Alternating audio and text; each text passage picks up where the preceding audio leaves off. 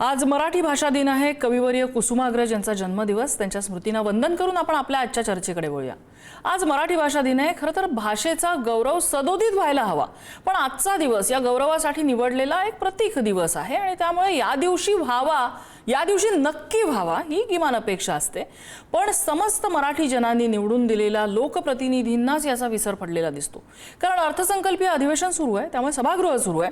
आज मराठी भाषा दिनानिमित्त विधिमंडळात विशेष कार्यक्रमाचं आयोजन करण्यात आलं होतं, मात्र कार्यक्रमाला सभागृहामध्ये 90% आमदारांनी दांडी मारलेली होती, त्यांची अनुपस्थिती होती। मुख्यमंत्री, दोन्ही उपमुख्यमंत्री, काही खात्यांचे मंत्री आणि अगदी मोजके आमदार एवढाच लवाजमा आज विधिमंडळात दिसून आला। माध्यमांनी या सगळ्या संदर्भात ओरड केली आणि नंतर सगळ्या आमदारांना उपरती झाली, काहींनी पावलं सभागृहाकडे वळवली। आता या सगळ्याला काय म्हणायचं? मराठी भाषेचे गोडवे गाणारे, प्रसंगी त्यासाठी भावबंदकी करणारे, मराठी भाषेसाठी पेटून उठलेले, पुळका आलेले, कैवार आलेले असे सगळे राजकारणी आपल्याला वारंवार दिसतात। मात्र अशा कार्यक्रमांसाठी त्यांची अनुपस्थिती याला काय म्हणायचं? बेगडी प्रेम? आपल्याच घरात ही मराठी हाल सोसतीये, पण का? हाच आहे आपला आजचा चर्चेचा विषय।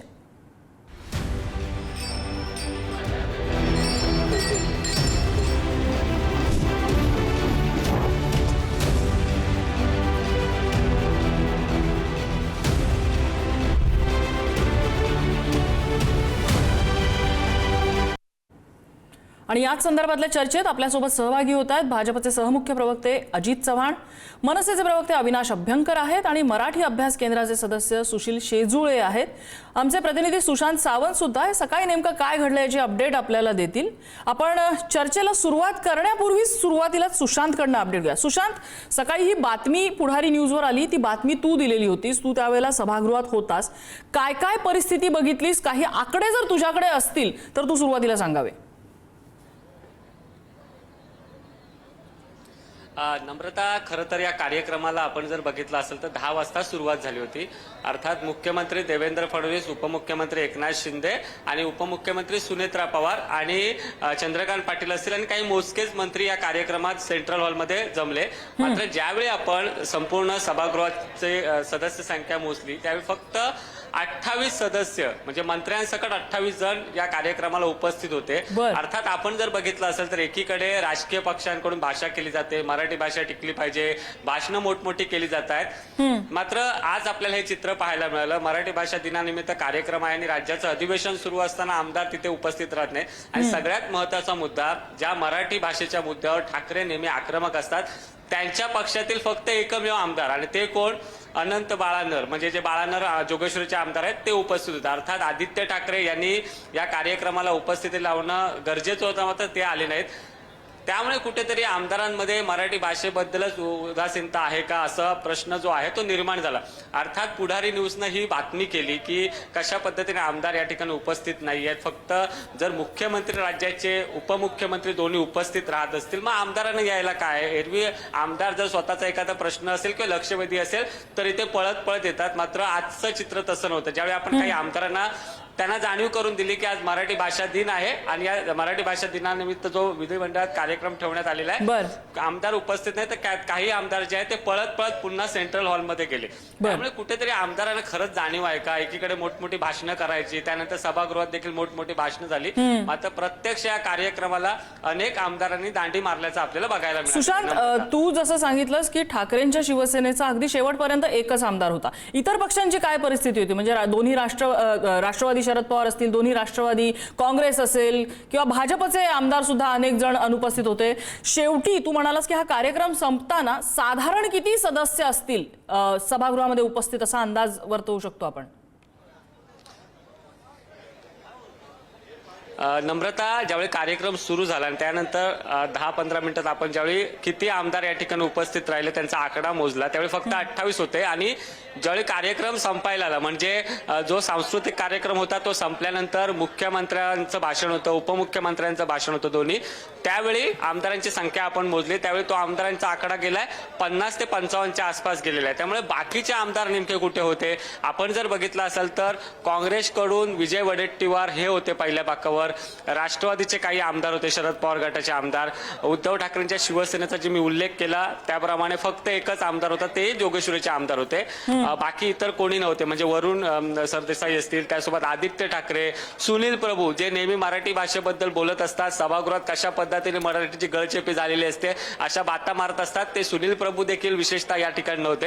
तर भाजपचे देखील काही आमदार जे आहेत ते या ठिकाणी उपस्थित नव्हते. आपण जर बघितलं असेल तर प्रवीण दरेकर असतील, प्रसाद लाड असतील हे उपस्थित होते, मात्र काही ठराविक जे आमदार आहेत ते उपस्थित नव्हते. त्यामुळे कुठेतरी सगळ्याच पक्षातील आमदारांमध्ये मराठी भाषेबद्दल उदासीनता आहे का असा या निमित्ताने प्रश्न निर्माण झालाय.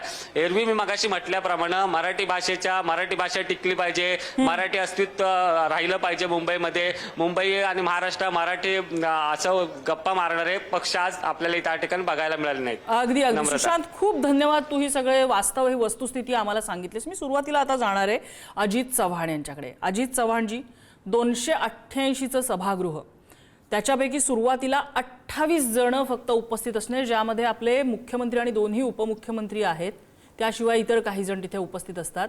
बातमी माध्यमांनी दाखवल्यानंतर कार्यक्रमात लाजे खातर का म्हणा की काही सदस्य धावत धावत आले, पण ती सुद्धा संख्या कुठपर्यंत जाते, 50च्या आत बाहेर. मराठी दिनाचा कार्यक्रम, महाराष्ट्राचं सभागृह, बरं हे सभागृह सुरू आहे, सभागृह बंद आहे किंवा वेगळं काहीतरी झालंय असं नाही, आणि अशात एवढेच आमदार दिसणं, काय म्हणायचं काय? नाही, आज मराठी भाषा दिवस आहे. मराठी भाषा दिवसानिमित्त आज आपण आमच्या नाशिकचे लाडके तात्यासाहेब कविवर्य कुसुमाग्रज यांच्या जयंतीनिमित्तानं मी सर्वप्रथम त्यांनाही अभिवादन करतो आणि आपल्या सगळ्यांना मराठी भाषा दिनाच्या शुभेच्छा देतो. नम्रताजी, कुठलंही कारण न देता मी महाराष्ट्राच्या जनतेसमोर हे कुठेही मला याच्यामध्ये म्हणजे लपवाछपवी करायची नाही, पण हे बरोबर नाही. म्हणजे आमदारांनी त्या आमदारांनी, बरं याच्यामध्ये सर्वपक्षीय आमदार आहे, त्या आमदारांनी एक लक्षात घेतलं पाहिजे की आपण सगळेच तर आज मराठी भाषा दिवस अजितजी, यामध्ये गंमत अशी आहे ना की 288 संख्या फक्त विधानसभेची आहे. परिषदेचे आमदार जर त्याच्यामध्ये जोडले तर 50 ही संख्या सुद्धा लाजिरवाणी आहे. नाही, बरीच मंडळी आमची केरळमध्ये आहे विधानसभा निवडणुकीच्या निमित्ताने, पण मी आपल्याला कुठेही याच्यामध्ये म्हणजे काही कारण देऊ नये. याच्यामध्ये मला असं वाटतं माननीय मुख्यमंत्री आणि दोन्ही उपमुख्यमंत्री जबाबदार लोक त्या ठिकाणी होते. महाराष्ट्र राज्याच्या वतीनं विधिमंडळामध्ये या कार्यक्रमाचं आयोजन केलं गेलेलं होतं, त्यामुळं लोकप्रतिनिधींची इथं उपस्थिती अतिशय आवश्यक होती. ती नाही याचा निश्चित खेद वाटतो. आणि पुढारीनं माध्यम म्हणून जर कान धरला असेल तर तो योग्य आहे, यात कुठेही आपण कारण देऊ नये. आपण ज्यावेळेला विधिमंडळामध्ये महाराष्ट्राच्या जनतेचे प्रतिनिधी म्हणून निवडून जातो त्यावेळेला काही राजशिष्टाचार असतो. मराठी राजभाषा आहे, अभिजात भाषेचा दर्जा केंद्र सरकारनं आता आपल्या भाषेला दिलेला आहे. हे सगळं असलं तरी आपण व्यक्तिगत काहीतरी, पण याच्यामध्ये एक कारण हे सुद्धा आहे की शुक्रवार आहे, शुक्रवार शनिवार रविवार बरेचसे लोक थेट आपल्या मतदारसंघामध्ये जातात. बर, मराठी भाषा दिनानिमित्तानं प्रत्येकानं आज कार्यक्रम केलेला आहे. काही लोकांनी आपल्या मतदारसंघातही कार्यक्रम ठेवले असतील, त्याला ते गेले असतील निश्चितपणे, माननीय मुख्यमंत्र्यांची परवानगी घेऊन गेले असतील, पण विधिमंडळामधल्या कार्यक्रमाकरता आपण उपस्थित राहिलं पाहिजे हे निश्चितपणे निवडून गेलेल्या सर्वपक्षीय लोकप्रतिनिधींच्या लक्षात आलं पाहिजे. ते आलं नाही हे दुर्दैव आहे. ठीक आहे, ठीक आहे.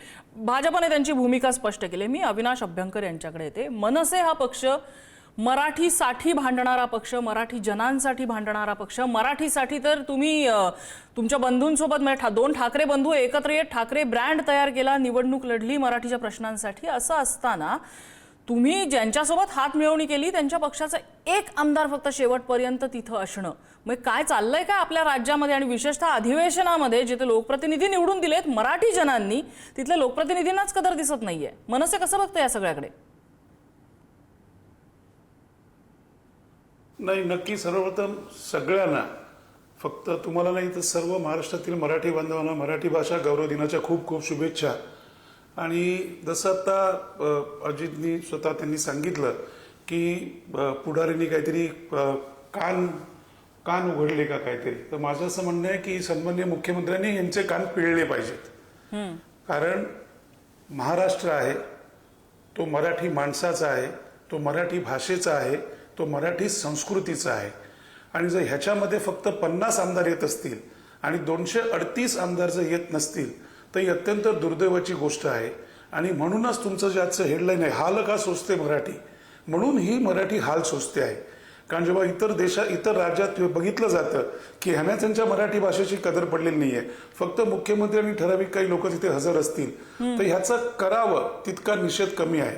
ह्याच्या विरुद्ध आपण जर बघितलं तर गेली अनेक वर्ष मराठी भाषेकरता राजसाहेबांनी त्यांच्या सहकार्यांनी अनेक केसेस अंगावरती घेतल्यात. शिवतीर्थावरती सलग हे दुसऱ्या वर्षी पुस्तक प्रदर्शन, हा कुठल्याही पक्षाचा मोठेपणा करण्याचा विषय नाहीये, परंतु 100% इथे पक्षातील मतभेद किंवा मतांतर बाजूला ठेवून जेव्हा मराठी माणूस असेल, मराठी भाषा असेल, मराठी संस्कृती असेल किंवा मराठी गौरव भाषा दिन असेल, या ठिकाणी तो अत्यंत जोरात आणि जोशात हा साजरा झालाच पाहिजे. संपूर्ण देशाला कळलं पाहिजे की होय, हा महाराष्ट्र आहे, हा मराठी माणसाचा आहे. आणि आज खरोखर ही दुर्दैवाची गोष्ट आहे की अतिशय महत्वाच्या अशा ठिकाणी फक्त 50 आमदार तिकडे असावेत. आता अजितजी म्हणाले की काही लोक त्यांची केरळात गेले असतील, पण मला वाटतं केरळापेक्षाचा तिकडच्या काय निवडणुका असतील मला माहिती नाही, परंतु त्याच्यापेक्षा आजच्या सकाळचे जरी 5 तास 2 तास जरी आले असते विमानांनी आणि जरी थांबले असते या कार्यक्रमाला, तरी तो गौरव जास्ती मोठा झाला असता, त्यांच्याबद्दलचा अभिमान सुद्धा सगळ्यांना वाटला असता. सांगण्याचं तात्पर्य एवढंच आहे की जसं मराठी माणसाला गृहीत धरताय तसं मराठी भाषेला गृहीत धरण्याचा प्रयत्न करू नका. आणि ह्या मराठी लोकांच्या जीवावरच आपण जिंकून येत आहे, हे कोणीही विसरता कामा नये, कोणीही विसरता कामा नये. जर मराठी जगली तर महाराष्ट्र जगेल. आणि जर मराठीचा अपमान जर अशा सभागृहात होत असेल का बाकी ठिकाणी काही जर झालं तर मग इतर पक्षांना दोष देण्यात अर्थ नाही. हेच मी तुम्हाला सांगेन. फक्त एवढीच माझी इच्छा आहे, हे झालं ह्याच्या पुढे सन्माननीय मुख्यमंत्र्यांनी यांचे कान पिळले पाहिजेत की जर मराठीच्या विषयावर किंवा अशा दिनी जर तुम्ही हजर राहिला नाहीत तर जितकी कडक कारवाई करता येईल तेवढी मुख्यमंत्र्यांनी करावी, ही आमची विनंती राहील. ठीक आहे, म्हणजे हा पायंडा पडता कामा नये. आज झालं ते होऊन गेलेलं आहे, त्यात काही करू शकत नाही असं म्हणतात तुम्ही. ठीक आहे, मी सुशील शेजुळे यांच्याकडे येते, मराठी अभ्यास केंद्राचे सदस्य आहेत. शेजुळे सर, तुम्ही कसं बघता या सगळ्या घटनांकडे? आणि दोन्ही राजकीय पक्षांनी, एक सत्ताधारी आहेत, एक विरोधकांसोबत आहेत, त्यांनी आपापली मतं मांडलेली आहेत, पण एक मराठी भाषाप्रेमी, एक मराठी भाषिक माणूस, मराठी जन म्हणून तुम्ही कसं बघता याकडे? आपण तर हा महत्त्वाचा कार्यक्रम आयोजित केलेला आहे त्याबद्दल आपले आभार व्यक्त करतो. आणि मला इथे बोलण्याची संधी दिली त्याबद्दल सुद्धा मी आपले आभार व्यक्त करतो. खरं तर मराठी भाषेची गौरवशाली परंपराचं संवर्धन करण्यासाठी आणि जपण्यासाठी या कार्यक्रमाचं आयोजन विधान भवनामध्ये करण्यात आलेलं होतं.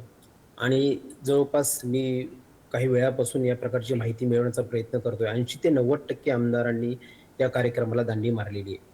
म्हणजे खरं सांगायचं तर आपण जे म्हणतात त्या पद्धतीने की आपल्याच घरात हाल सोसते मराठी, अशा प्रकारचं मला असं वाटतं ओळी माझ्या तोंडात आता येत आहेत. खरं सांगायचं झालं तर अजित यांनी ज्या पद्धतीने सांगितलं की त्यांचे आमदार सध्या केरळमध्ये प्रचारासाठी गेलेले आहेत. खरं सांगायचं झालं ना तर मराठी भाषेला अभिजात भाषेचा दर्जा कधी मिळाला हा निवडणुकीच्या तोंडावर मिळालेला आहे. त्यामुळे एकदा इलेक्शन संपलं ना की मला असं वाटतं त्याबद्दल असणारी आपली जी भूमिका आहे ती मला असं वाटतं आमदारांची संपलेली दिसते. हे मला स्पष्ट बोललेलं मला आवडतं असं मला वाटतं. दुसरं, मुख्यमंत्री सातत्याने असं म्हणत असतात बऱ्याच वेळेस आमदारांना पाठीशी घालताना की लोक लहान सहान गोष्टींमध्ये बऱ्याच वेळेस राजकारण करत असतात.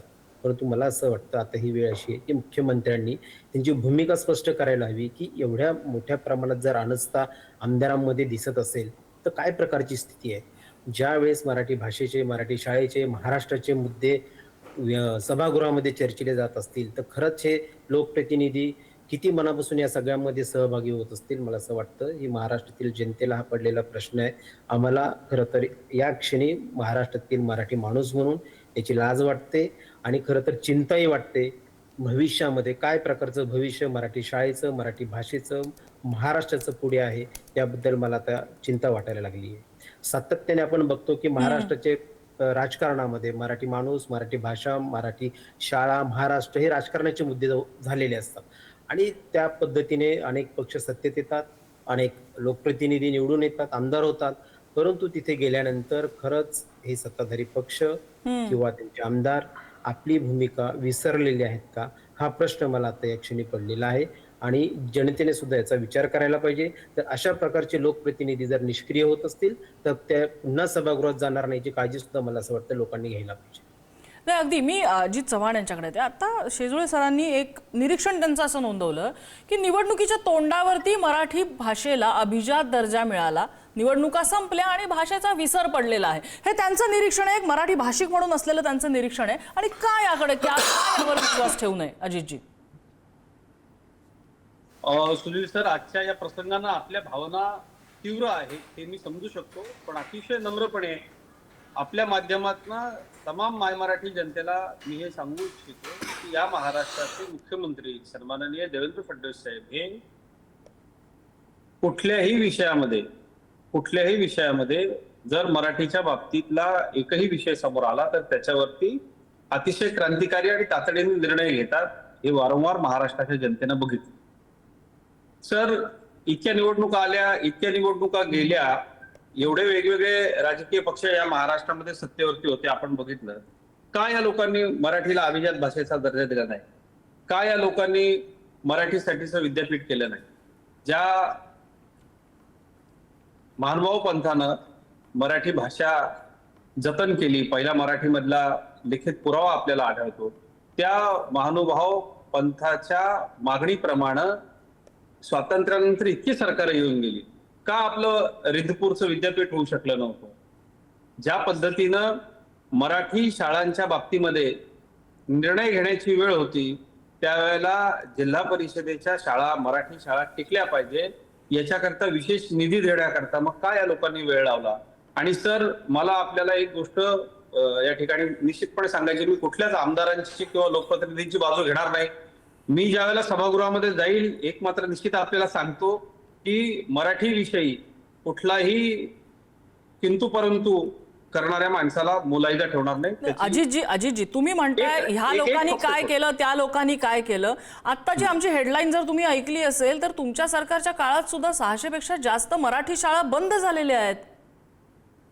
आपण एक लक्षात घेतलं पाहिजे नम्रताजी, सुनील सरांनी जे मुद्दे मांडले आणि जी खंत व्यक्त केली त्याला कुठंतरी आम्ही काय केलं ते सांगितलं पाहिजे. आम्ही नम्रपणे सांगतोय आणि ते सांगितलं पाहिजे की बाबा आम्ही हे केलं, आम्ही हे करून दाखवलं आणि मराठीसाठी आम्ही अतिशय कटिबद्ध आहोत. दुसरा विषय, सुनील सर, आपण जर मागच्या काही विधिमंडळ अधिवेशनामधले काही सन्माननीय सदस्यांची जर भाषणं काढली, अतिशय आक्रमक होत, माझ्या पक्षापुरतं मी बोलायचं झालं तर भारतीय जनता पक्षाच्या आमदारांनी मराठीच्या बाबतीमध्ये अतिशय कडवी भूमिका घेतली आणि सरकारकडून, आमचं सरकार असलं तरी ते सरकारकडून करून घ्यायला भाग पाडलं. आणि मला खूप आनंद या गोष्टीचा होतो. इथे आंबेडकर साहेब बसले, सन्माननीय राजसाहेब ठाकरेंनी देखील या विषयाचं कौतुक केलं की मराठी भाषेला अभिजात दर्जा मिळाला. हा आपल्या स्वाभिमानाचा विषय होता. आपल्या पूर्वजांनी याकरता मोठा लढा दिलेला होता आणि याच्यामध्ये अनेक टेक्निकल विषय होते. मला सांगायला खूप अभिमान वाटेल सुनील सर की याच्यामधले राष्ट्रीय पातळीवरचे काही जे टेक्निकल विषय होते, माझे नेते आदरणीय देवेंद्रजी हे निष्णात कायदे पंडित आहेत, त्यांनी वेळोवेळी लोकांना बोलवून घेऊन रात्री 2-2 वाजेपर्यंत बसून नीटपणे चर्चा करून केंद्र सरकारकडे आपली भूमिका कशी मांडली जाईल, कारण त्याच्यामध्ये खूप मोठी स्पर्धा होती. आपल्याला हे लक्षात घेतलं पाहिजे. आपण अतिशय सखोल अभ्यास करून महाराष्ट्रामध्ये अभिजात भाषा मराठी कशी आहे याचा पुरावा ज्या ज्या महानुभावांकडे आहे त्या सगळ्यांना बोलून घेऊन अधिकाऱ्यांना नीटपणे सूचना देऊन त्यामध्ये व्यक्तिगत लक्ष घालून माननीय देवेंद्रजींनी हे करून घेतलं. त्यामुळं मला असं वाटतं सर, आपल्या सारख्यांच्या सूचनांमुळे हे घडतं. आंबेडकर साहेब, आपण म्हणालात मुख्यमंत्र्यांनी निश्चितपणे कान धरला पाहिजे. मी माननीय मुख्यमंत्र्यांना आता लगेचच हा कार्यक्रम संपल्या मी कळवणार आहे की या संदर्भामध्ये आपण अतिशय कडक असे आदेश काढावे की पुढच्या वेळेला असं घडता कामा नयेत. माझी एक विनंती आपल्याला अशी आहे की आपण विधिमंडळ सदस्यांनी त्यांच्या मतदारसंघामध्ये घेतलेले कार्यक्रम देखील काढून बघा. आज शुक्रवार आहे, राजकारण खूप स्पर्धेचं तीव्र घाईचं आहे. शुक्रवार, शनिवार, रविवार 3 दिवस हे लोक मतदारसंघामध्ये असतात. आमची जी मंडळी प्रचारासाठी केरळला गेली आहेत त्यांचे सोशल मीडियावरचे फोटो आपण पहा. केरळमध्ये मराठी भाषा दिनाचा कार्यक्रम आमच्या सहकार्याने साजरा केल्याचं आपल्याला दिसेल. त्यामुळे आपण सगळे मराठी आहोत, मराठीबद्दल अभिमान आहे. निश्चितपणे हे चुकलंय, त्याला आपल्याला कुठेही सूट देता येणार नाही. पण जो जिथं आहे तिथं त्यानं मराठी असल्याचा आजचा गौरव तात्यांच्या वाढदिवसाच्या निमित्तानं मराठी नाही भाषा गौरव अजितजी दिन म्हणजे साजरा माझं ज्ञान कदाचित तोकडं असू शकतं याच्यामध्ये, पण माझी जी माहिती आहे त्यामध्ये अधिवेशनाच्या काळामध्ये शनिवार रविवार हे आमदार त्यांच्या मतदारसंघात जातात. शुक्रवारचा उल्लेख नव्हता, कारण शुक्रवारी सभागृहच सुरू असतं म्हटल्यानंतर ते मला नाही वाटत मतदारसंघात जात असे. अर्थात माझं काही चुकत असेल तर तुम्ही सुधारणा करा. मी अविनाश अभ्यंकर यांच्याकडे जाते. अभ्यंकरजी, मुख्यमंत्र्यांनी कान धरावा अशी जेव्हा आपण अपेक्षा व्यक्त करतो, आणि धरलाच पाहिजे त्यांनी जाब विचारलाच पाहिजे, त्याच वेळेला मराठी भाषेसाठी एकत्र आलेले तुमच्या पक्षाचे नेते त्यांच्या बंधूंचा कान धरणार आहेत का, किंबहुना त्यांच्या बंधूंना सांगून त्यांच्या पक्षातल्या आमदारांचा कान धरायला लावणार आहेत का? हे बघा, त्या प्रत्येक पक्षाच्या प्रमुखाला कळलं पाहिजे जे मराठीच्या वतीने भांडतात. ही वेळ राजसाहेबांवरती येता कामा नये. आमच्या पक्षात खालच्या महाराष्ट्र सैनिकांपासून ते वरपर्यंत सगळेजण मराठी भाषा दिवस असेल किंवा कुठलाही मराठीचा विषय असेल, इथे अत्यंत आक्रमकपणे आणि कडवटपणे पुढे येऊन काम करत असतात. त्यामुळे आम्ही जरी कोणाबरोबर असू तरी त्यांच्या पक्षाचे जे अध्यक्ष आहेत त्यांनी सुद्धा त्यांना अत्यंत कडक शब्दात समज दिली पाहिजे की कुठल्याही परिस्थितीत मराठी आणि दुसरं हे महाराष्ट्रातलं सर्वोच्च सभागृह आहे. त्या ठिकाणी कोणी आपल्या भागात काय कार्यक्रम घेतले हा विषय महत्वाचा नाहीये, कारण ह्या सभागृहातले कार्यक्रम हा अख्खा देश बघत असतो. अख्ख्या देशात ते प्रसार. तुम्ही बातमी कुठली केलीत? सभागृहातली केलीत ना, तुम्ही त्या गावातली किंवा तालुक्यातली केली नाही. बरोबर आहे. माझी चव्हाण साहेबांना एवढीच विनंती आहे की आपण जेव्हा मुख्यमंत्र्यांशी बोलाल सन्मान्य, तेव्हा त्यांना एवढंच सांगा की हैगय ह्याच्या पुढे झालेली खपवून घेतली जाणार नाही. आणि जर तुम्हाला एखादं महत्वाचं काम असेल, महत्वाचा विषय असेल, इतर अनेक महत्वाच्या गोष्टी असतील तर आमदार ऍबसेंट असतात का? तेव्हा बरोबर सगळे उभे असतात की नाही एका रांगेमध्ये? काय झालंय, मराठी माणसाला मराठी नाही, सगळ्यात भारी म्हणजे आमदारांचे पगार किंवा त्यांच्या सुविधा आणि या सगळ्या गोष्टींचे बिल्स असतील ना, त्यावेळेला तर झाडून सगळी उपस्थिती असते. हो, सगळे एकत्र असतात तेव्हा एकही ऍबसेंट राहत नाही. तेव्हा म्हणजे सावले सुद्धा त्यांच्या एकत्र असतात. मला म्हणायचं याच्यामध्ये एवढंच आहे, लक्षात ठेवा की आपण जर एवढं केलं, जसं आता आपण मराठी भाषेला आपण राजभाषेचा म्हणजे तुम्हाला ऐकायला येतोय माझा आवाज? हो येतोय, तुमचा आवाज येतोय, बोला. तुम्हाला माझा आवाज ऐकायला येतोय? सॉरी. काय आहे की सगळ्या गोष्टी सन्माननीय मुख्यमंत्र्यांनी केलेल्या आहेत, उत्तम आहे. म्हणजे जे ऍबसेंट होते ना 238, यांना बसवून त्यांचा अभ्यास वर्ग घ्या की बा मी इतकी मेहनत करतोय महाराष्ट्राचा मुख्यमंत्री असून, मी पायाला भिंगरी लावून महाराष्ट्रावर फिरतो आहे, तर तुम्हाला ह्या मराठी भाषा गौरव दिनाला हजर होण्याकरता काय प्रॉब्लेम होता? असं काय अडलं होतं? अशी कुठली कामं होती? आणि सभागृहात तुमचा प्रेझेन्स महत्वाचा आहे का तुमच्या भागात किंवा केरळात केलेले कार्यक्रम महत्वाचे आहेत? हे लक्षात घ्या. आणि महत्वाच्या दोन्ही गोष्टी आहेत अभ्यंकरजी. मतदारसंघातले कार्यक्रमही तितकेच महत्वाचे आहेत, पण आपण ज्या वेळेला अशा एका काळामध्ये आहोत जिथे प्रतीकांचं सुद्धा अत्यंत महत्व असतं, कारण त्यामधून एक संदेश जात असतो. त्याच कार्यक्रमांचं एक सर्वात मोठं प्रतीक म्हणजे हा सभागृहातला लोकप्रतिनिधींचा कार्यक्रम असतो, आणि त्या लोकप्रतिनिधींना मराठी लोकांनी निवडून दिलेलं असतं. त्यामुळे तिथे उपस्थिती ही अतिशय महत्वाची असते. मी शेजुळे सरांकडे येते, माझ्याकडे अगदी शेवटचे 1 मिनिट आहे. शेजुळे सर, हे लोकप्रतिनिधी काय बोलतायत तुम्ही ऐकलंय, लोकप्रतिनिधींनी सदनात काय केलेलं आहे हे आपण सगळ्यांनी बघितलेलं आहे. या लोकप्रतिनिधींकडनं काही अपेक्षा करायची का, किंवा त्यांना काही सांगायचंय का? मुळात मुद्दा असा आहे, सगळ्या लोकप्रतिनिधींनी लिखित दिलगिरी व्यक्त करायला पाहिजे असं मला वाटतं. मुख्यमंत्र्यांनी तसे त्यांनी आदेश तातडीने द्यायला हवेत. खरं तर ही मला असं वाटतं हा महाराष्ट्रातील सर्व मराठी जनतेचा अपमान मला असा वाटतो. दुसरा महत्वाचा मुद्दा, आपल्याकडे वेळ असेल तर कृपया आजी त्यांनी सांगावं, अभिजात भाषेचा दर्जा मिळाल्यानंतर किती प्रकारचा निधी मराठी भाषेला मिळालेला आहे. तिसरा महत्वाचा मुद्दा, प्रत्येक गोष्ट भाषेची ही राजकारणाशी निगडीत असते. त्यामुळे मला असं वाटतं फक्त भाषेबद्दल जर बोलायचं झालं तर भाषा वेगवेगळ्या अशा प्रकारचे अभिजात दर्जा मिळून भाषा टिकणार नाही. मराठी भाषा ही, मराठी शाळा हा मराठी भाषेचा कणा आहे. जर मराठी शाळा टिकल्या तरच मराठी भाषा टिकू शकते. त्यामुळे आत्ताच्या सरकारची काय प्रकारची भूमिका आहे मराठी शाळांच्या बाबतीतली आहे. 2000 आम्ही शेलार मुख्यमंत्री असतील, तावडे शिक्षण मंत्री असतील, तावडे शिक्षण मंत्री होते, शेलार शिक्षण मंत्री होते आणि मुख्यमंत्री देवेंद्र फडणवीस होते. त्या दरम्यान आम्ही अनेक वेळा त्यांना या शाळांच्या मुद्द्यावर भेटलोय. या सगळ्यांच्या निदर्शनाखालून गेल्यानंतर जवळपास 2500 शाळांच्या मान्यता तावडे साहेबांनी रद्द केलेल्या आहेत, मराठी शाळांच्या मान्यता. त्यामुळे अजित यांना हा विषय माहिती नसेल, त्यांनी तो विषय माहिती करून घ्यावा. तुमची मराठी शाळांबद्दलची काय भूमिका आहे? जर मराठी शाळा टिकली तरच आपली मराठी भाषा, मराठी माणूस, अरे महाराष्ट्र ही ओळख टिकणार आहे. तुम्ही शिक्षक भरती करू शकत नाही, तुम्ही शिक्षक विद्यार्थ्यांना वर्षानुवर्षे देऊ शकत नाही. मुंबईमध्ये हजारो कोटीचे अर्थसंकल्प शिक्षणावरचा येतो, परंतु मराठी शाळा संपत चाललेल्या आहेत. म्हणजे आपल्या हातात काय पडतंय, काय प्रकारचे निर्णय आपण घेतो, ही मला असं वाटतं काही प्रकारचे निर्णय हे शिक्षण तज्ञांनी घ्यायला पाहिजे. प्रत्येक तुम्ही सर मुख्यमंत्री आपल्या चिरंजीव किंवा कन्या किंवा असेल, ते याच्यामध्ये- कुठल्या माध्यमात शिकतात? अर्थात मराठी शाळेमध्ये प्रश्नच नाही. मागील 20 वर्ष माझी फक्त एक छोटीशी अर्थात विनंती मराठी आपल्याला अशी शाळेमध्ये आहे. माझी एक अर्थात मराठी छोटीशी शाळेमध्ये विनंती- मागील हो, 20 माझी सर आपल्याला वर्षापासून एक या छोटीशी संबंधित विनंती अशी आहे.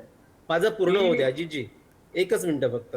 मागील 20 नाही, आपल्याकडे वेळ कमी पडेल सर. वर्षापासून शेजुळेजी तुमचा मुद्दा मांडा, माझी वेळ संपत आली, थोडक्यात मांडा. मागील 20 वर्षापासून तातडीने या मुद्द्यावर आम्ही काम करतोय. तुम्ही आता मला असं वाटतं काही वर्षापासून या पक्षामध्ये आलात, तुम्ही भूमिका मराठी भाषा आणि मराठी शाळेची समजून घ्या. मराठी शाळांबाबत तुमच्या पक्षाची काय भूमिका आहे ती मला चुकीची वाटते. तुम्ही हिंदी सक्ती राबवताना दिसता, तिथे मराठीचा अपमान होताना दिसतो. मराठी सक्तीबाबत आंदोलन करून आम्ही दोन्ही GR मुख्यमंत्र्यांना मागे घ्यायला लावले.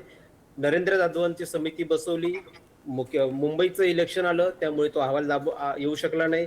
जिल्हा परिषदचं निवडणूक आली त्यामुळे तो अहवाल येऊ शकला नाही. आता तो अहवाल नरेंद्र जाधवांनी दोन्ही निवडणुका झाल्यानंतर मुख्यमंत्र्यांकडे सादर केलेला आहे. त्या अहवालामध्ये काय आहे अजूनही कळलेलं नाही. परंतु हिंदी सक्ती हा विषय महाराष्ट्रामध्ये कसा येऊ शकतो? नाही, मुद्दा हाच आहे शेजुळे सर, तुम्ही जसं म्हणताय तसं. पण एक आहे की सरकारने काही केलं नाही असं म्हणता येईल का? तर तसं अजिबात नाही. सरकारने केलंय, पण ते पुरेसं आहे का? तर अजिबात पुरेसं नाहीये. कारण जर ते पुरेसं असतं तर आज मराठी शाळांसाठी भांडायची वेळ आली नसती, मराठी ग्रंथालयांची दुर्दशा आपल्याला समोर दिसली नसती, मराठी भाषेमध्ये, मराठी पुस्तकामध्ये, शालेय पुस्तकांमध्ये आंग्लाळलेल्या भाषेमध्ये आपल्याला धडे कविता दिसल्या नसत्या. हे सगळंच आहे. मराठी भाषेच्या संशोधनासाठी निधी हवा आहे म्हणून ओरड आज आलेली नसती. मराठी विद्यापीठ सरकारने स्थापन केलेलं आहे का? तर केलेलं आहे. पण मराठी संशोधनासाठी पुरेसा निधी मिळतोय का? तर त्याबाबत अनेक तज्ज्ञांनी प्रश्नचिन्ह उपस्थित केलेलं आहे. मराठीसाठी पुरेसे प्रयत्न आपण करतोय का? तर सरकार म्हणून पुरेसे प्रयत्न होत नाहीयेत हे दिसतच आहे. पण आपण नागरिक म्हणून सुद्धा आपण पुरेसे योगदान देतोय का? आपण पुरेसे प्रयत्न करतोय का? हाही प्रश्नच आहे आणि मला वाटतं प्रत्येकाने अंतर्मुख होऊन त्याकडे बघायला हवं. चर्चेसाठी आपल्याला सगळ्या मान्यवरांनी वेळ दिला. सगळ्यांचे आभार. आजचा धुळा इथेच थांबतोय.